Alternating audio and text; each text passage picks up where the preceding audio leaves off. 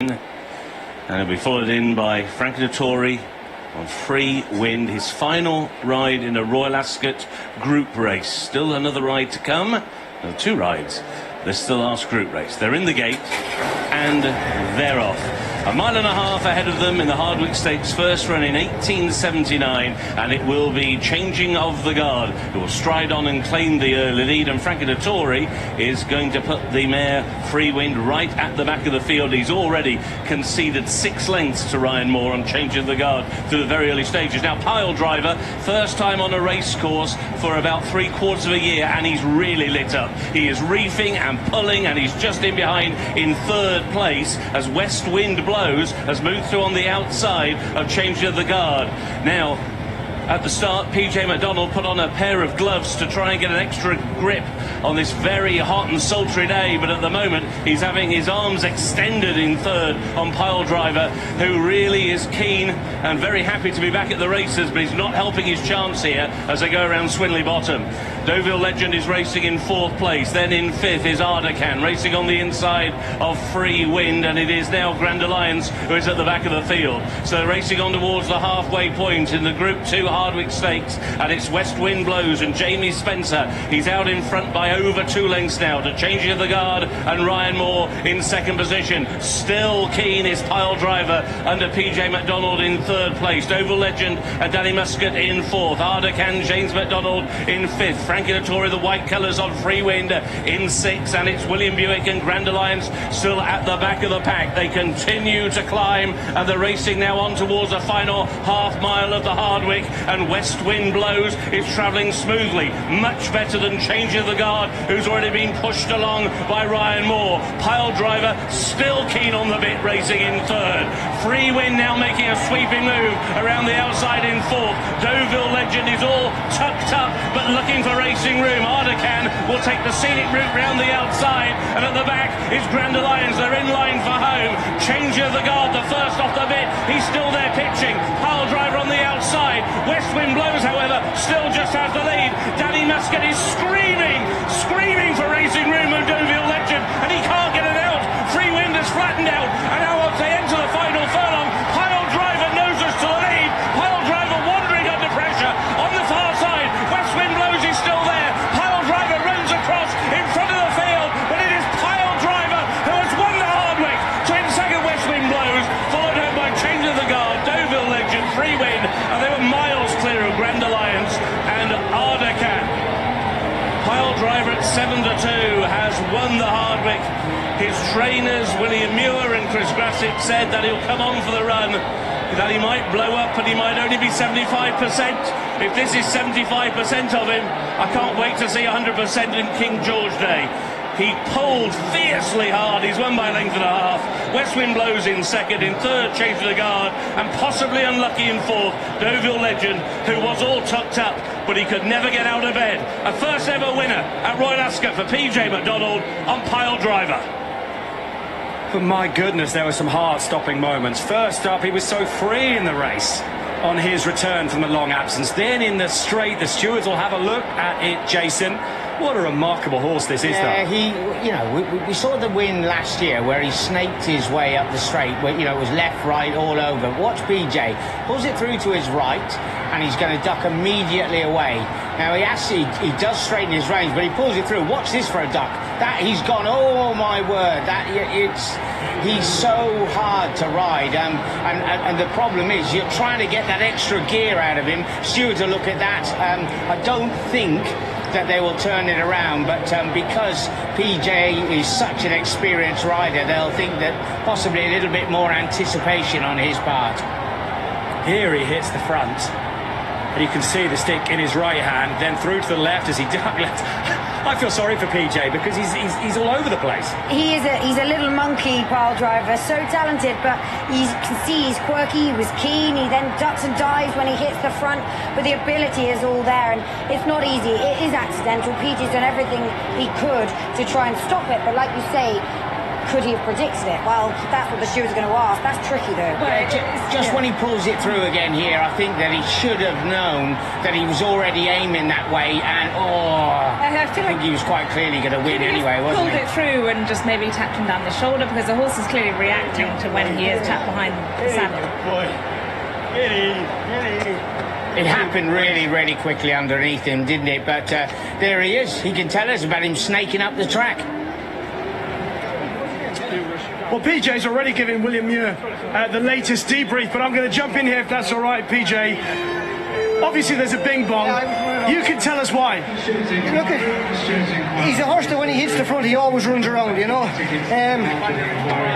thought when I came on the outside with him, he'd be okay, but as soon as I gave him a dig one side, he's went one way and then the other. But it just goes to show you how much ability he has, that he's not concentrating on running in a straight line, but, you know, obviously I've straightened him up each time, but he you know, I think he's a very comfortable winner. Nobody can take this away from him. I was going to say, you know as well as I do, and as most racing people will know, that going to keep the race. Yes, but look, let's not talk about that now. It's about, see this, I haven't sat on this horse since the King George. I know nothing about him. The lads have just said, you keep away from him, you're better off not complicating things. Zeta rides him every day, does everything with him, and he absolutely loves this horse, and you can tell by him. But by God, what performance to get this fella back today. Tell me about the early part of the race. How are those forearms?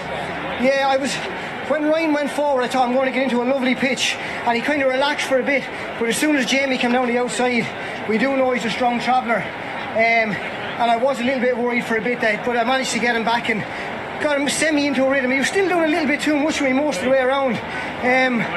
But I was going that well. I kind of went inside because he hasn't ran for a year, and I didn't want to go out around the outside on him, and we know what he's like in a finish anyway, so. PJ, the King George was something else, and I remember when you won it, you said, Richie, I've just won the King George, but it feels like you're getting almost as big a buzz about winning this race. This is Royal Ascot. You know what I mean? I'm 41 years of age now, been coming here a bit, but you just need a good horse coming here. You can't come here unless you've got a good animal. And whatever happens now, I'm a Royal Ascot winner. I'm going to ask this man here, William, what are you thinking right now about what this horse has just done? Well, I thought I'd had a heart attack about half an hour ago, but I think it probably was indigestion. This is a hell of a performance, because I know how much he'll improve, Richie. You know what I'm like. Do I shout and talk? Yes. I've talked him down all the way because I knew he will improve for this race. That man on the other side, Jetta, he's ridden him every single day. When he was on holiday, just one rode him. Chad puts him in the spar every day.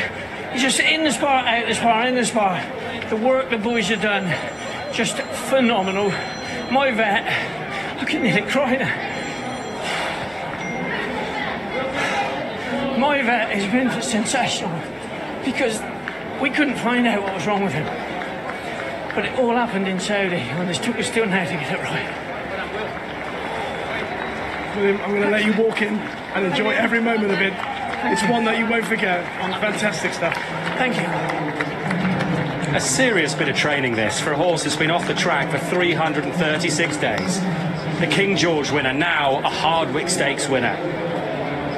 Here again. And PJ will talk a great game in the stewards. I can guarantee you that. The exchange is suggesting he's got no chance of losing it. And he's had a torrid year, PJ, to this point, hasn't he, Megan? Yeah, he really has. He deserves this so much, you know. There's been complications with Dance Thoroughbreds who he's been retained to for the last couple of seasons, and, you know, it's been hard for PJ. He had a few weeks off to try and get his contacts back up and really start again, but William Muir turned back to PJ last year in the King George. He actually won Pyledriver's maiden on board, came back and rode him again a couple of years later in the King George, and now a Hardwick at Royal Ascot. I mean, it's amazing. 3 from 3. It's a really amazing story, and PJ deserves this more than anything. We heard from Guy and Roger before the race, the owners, who've just gone this extraordinary journey. Hopefully we'll hear from them again in a minute. They actually met at Oxford University. Roger always says it was 100 years ago when they met. Talented golfers, they were both golf blues. Here's the provisional result, which we don't think will change. Pyledriver 7-2 in the end. West Wind Blows finished second at 13-2, changing of the guard in third. And frustratingly, there were only 7 runners each way wise, with Hookham coming out this morning. What do you make of it, Ruby? I think the same as all of you. I do think Pyledriver will keep the race head. I thought there was some great riding for J McDonald early in the race. Pyledriver was quite keen and he had him in the pocket behind West Wind Blows and changing up the guard for most of the race. Now he gets him back going to the home turn because he wants to get out, and when he does go out, Danny Muscott goes down his inside. Now Danny never gets any more light and never gets out then on Deauville Legend, who ran a blinder. PJ gets out and goes to open up and goes and joins Ryan. Now, as he said himself in his own interview, as Megan pointed out beforehand and Jason, Pyledriver does run around, so that means everyone knows he runs around. So does that mean you should ever lift your whip on him? It probably means you shouldn't. You already know he does, but he won without having to get a reminder. I think he might have, but he's the best horse, has won the race, but we all knew he was going to do that, and that included PJ McDonald. Yeah, I think Ruby, in that scenario, surely from a jockey's point of view, and we're being picky here because we want the absolute pinnacle of our sport to be the very best. He's one of those who he needs a short, sharp reminder, i.e. the whip or the pro cushion, the backhand position. Don't even wave it, just reach back and give him a little flick. And if you're pulling it through, the same thing. No need to wave it, reach back and give him a flick. So he hasn't got the opportunity to stare at it, would probably be the way. So in summary then, we think he'll keep it. Yep. But PJ could get a few days. Just a good old-fashioned backhander, no sort of waving, no style or anything, just a little release, a little flick behind the saddle. And we must think of Martin Dwyer. Yes, we must. Just explain why. Well, look, Martin has been off for an awful long time with a terrible injury on the gallops, and he's been off for a significant amount of time. I do feel that he just wants to get back to be able to have a normal, healthy life and be able to be fully mobile. So we're wishing him the best. And he's played a big part in Pyledriver's journey for these two owners, Matt. Yeah, absolutely. Guy and Hugh are here, lads. I mean, it's all very exciting, but as long as the stewards know the rules of racing, with stewards' inquiry is actually a complete waste of time, because for me it's frivolous, actually. You don't even need a stewards' inquiry here because we all know the result will stand. Try and put into words the performance of your trainer here, Guy, in this performance to come back up. What people don't realise is the hours of worry and concern and the time and effort William has put into him to get him back today. He said to me last night he didn't sleep a wink, just worrying about him and making sure he's going to be okay.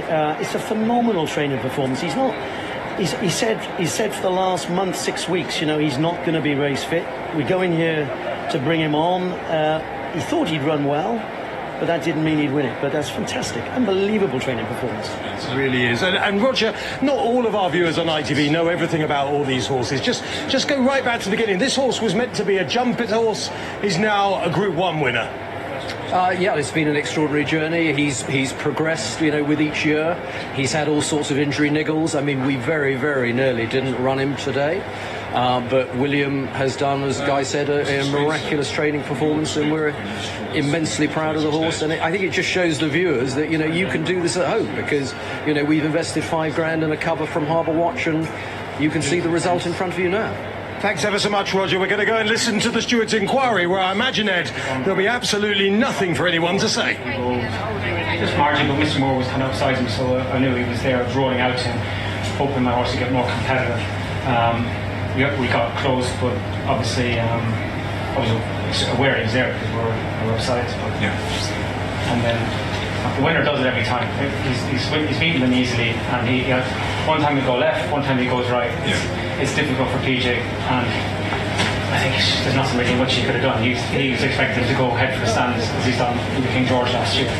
So it's and the net effect is basically just carried slightly off your intended line. Yeah, it carried off my intended line, but you see, Mr. McDonald, a statement from yourself, please. Yes, sir. Look at us, as Mr. Spencer has known.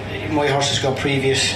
I've travelled into the race, lovely, hands and heels. He's going to win his race, and again, I could just under a right-hand drive. He's just started to move towards the gate, sir.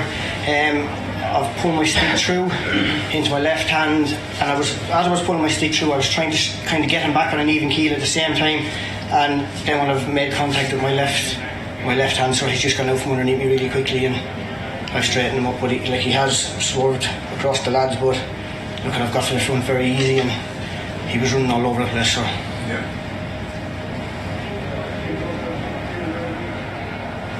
I think he used to work in the left hand, also in the left.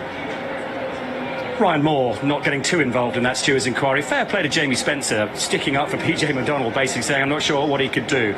We expect nothing to happen. We will hear the result in just a second. Let's dive in with the boys for a moment first. Yeah, thank you very much, Ed. Highly unlikely. I think that result will be turned around, but we'll give you news from the stewards' room when we get it. Chris Hughes alongside me. Shame Frankie's not on the board yet. Yeah, I know. I think people would love to see him win the Hartwick. Obviously, we don't begrudge anyone else winning, but all the Frankie fans worldwide, they love seeing him win on his last Royal Ascot. Hopefully, by 5:35 in his last ride, he can have a win. And we've been asking everybody as well in the social stable what are their favourite Frankie memories over the last couple of days, and we've had plenty of responses. So let's have a look at some of those. Here's Will. His favourite Frankie moment was his win on Indie Angel in 2021, although not the most high-profile, potentially one of his best rides coming in to the stand side, and that's a memory for Will. Al J Brandt, Stradivarius 10-length winner back in 2020 in the Gold Cup. So many memories there with Stradivarius. Phil likes rewilding beats, So You Think, and Richard Hill's watching it in the weighing room, riding along with him, screaming, "Go on, Frankie." It's a bit like everybody else. And Ollie? Yeah, Gary Houghton agrees with most people. I think now then that's a difficult one. What's Frankie's best Royal Ascot memory? Well, there's so many to choose from. Probably everything he's done for racing would be my answer. Well said, Gary. He's been huge for the sport, and Haley's gone for every race he competes. Gives me a moment. He is simply the best. Thank you for all your interactions. Keep them coming into us. #ITV Racing. And I can confirm I've just